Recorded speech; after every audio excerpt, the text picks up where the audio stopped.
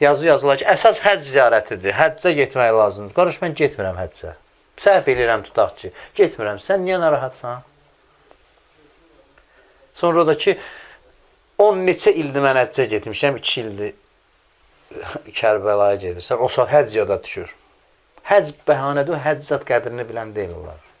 Vallahi həcc zat qədrini bilən deyil. Həccə də növbə çatanda bəzilərinin yadına kasıblar düşür. İldə bir dəfə kasıblar yada düşür. Qaçqınlar, məcburi köçkünlər. İldə bir dəfə həcc mövsümündə hamını dərd götürür. Qaçqınlar necə oldu? Bu kasıblar qaldı belə. Cəmaət ildə 4 dəfə, 5 dəfə gedir istirahətə. Ondan da qat-qat artıq pul da xərcləyir, yeyir, içir, gəzir. Orada kasıblar yada düşmür. İndi burada həccə gedir, elə fəlsəfəsi budur ki, həcc başa salır ki, sən ictimai varlıqsan, qurban kəsirsən, bircə təvaf edirsən, get qayıt fəqirlərə kömək elə. Eləmirsə onu tənqid elə ki, həccə gedir, bu dərsi almır həccdən. Misal üçün. Ərbəyin ziyarəti gəlir, bunun ayaq bunun, yol bunun. Neçə kilometr yol gedib, sənə nə var?